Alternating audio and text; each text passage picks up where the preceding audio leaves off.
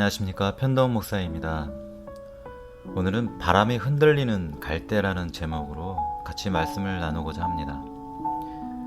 1913년 이탈리아에서 연재되었던 그라치아 델레다가 쓴 작품의 이름이 바람이 흔들리는 갈대라는 것이 있습니다. 출간되자마자 큰 성공을 거둔 작품이라고 알려져 있습니다.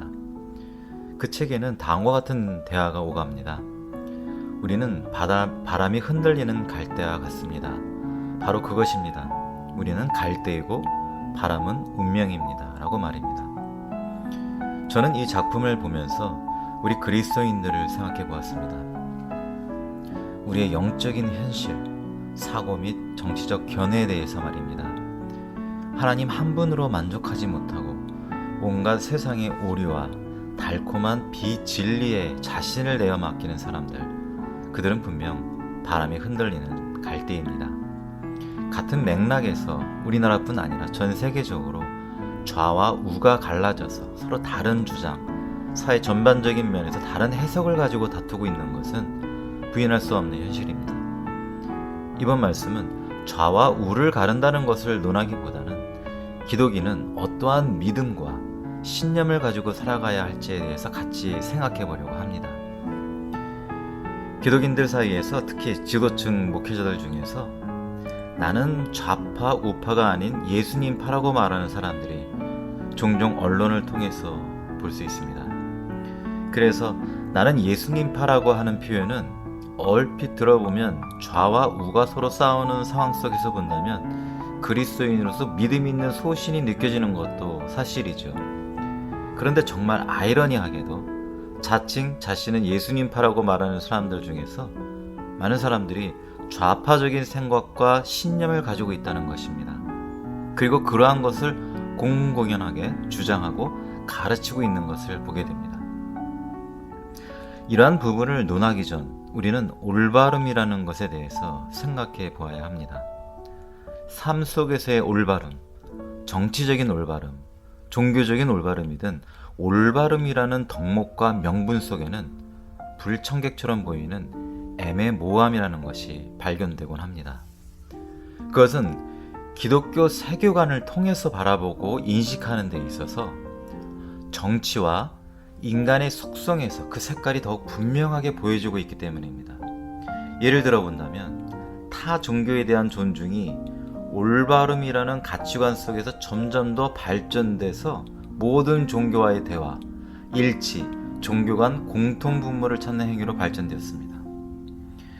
이러한 접근법은 사실상 하나님의 말씀에 도전하는 행위입니다.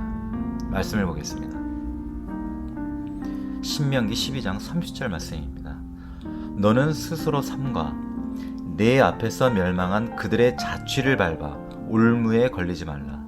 또 그들의 신을 탐구하여 이르기를 이 민족들은 그 신들을 어떻게 섬겼는고 나도 그와 같이 하겠다 하지 말라. 다음의 말씀을 토대로 본다면 하나님의 뜻과 명령을 배제한 올바름이라는 잣대는 실제로는 인간이 만들어낸 혐오스러운 행태에 불과하다는 것을 알게 합니다.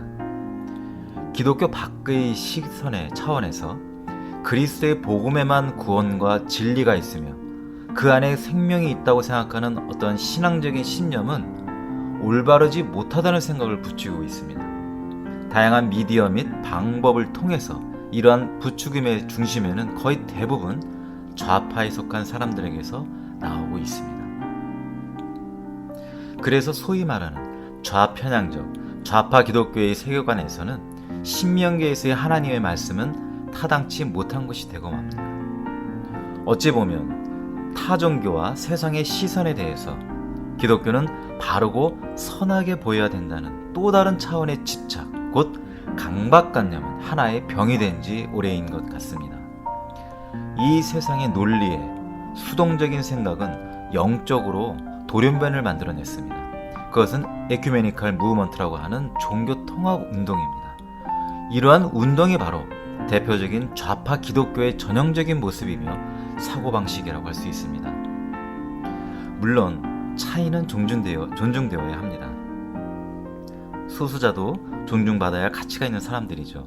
나아가 개인적인 종교 및 소수 종교도 존중되어야 합니다. 적어도 자유민주주의 체제로 살아가는 현대 사회에서는 말입니다. 그러나 존중은 어디까지나 개인적인 자유의 측면에서, 그리고 기독교가 아닌 타 종교에 대한 박해나 위협을 가하지 않는 보호의 차원에서의 문제입니다. 그럼에도 불구하고 그들의 다름이 곧 진리이며 정상이라고 생각하도록 이끄는 사회적 분위기, 영적인 사고는 혼돈의 사회로 가고 있다는 증거이기도 합니다. 소수를 위해서 다수가 색깔을 버려야 하는 작금의 시대의 사고는 분명 반기독교적이며 비논리고 비이성적이라고 할 수 있습니다. 한편 공산주의 국가, 특히나 북한 체제에서는 사유재산이 인정되지 않습니다. 공평함이라는 올바름에 대한 유혹은 지배계층 외에는 실제로 공평하게 못 살고 있는 것이 아직까지 지구상에 남아있는 공산주의 국가의 상황입니다. 나의 것이 되지 않는 것은 곧 열심과 노력을 인간으로부터 빼앗아 버리는 중요한 요소가 되기 때문입니다. 이러한 실제적인 상황을 바로 인식하지 못하는 젊은이들이 공동소유, 공동분배라는 좌파적인 사회적 해결책 논리를 좋아하고 있습니다.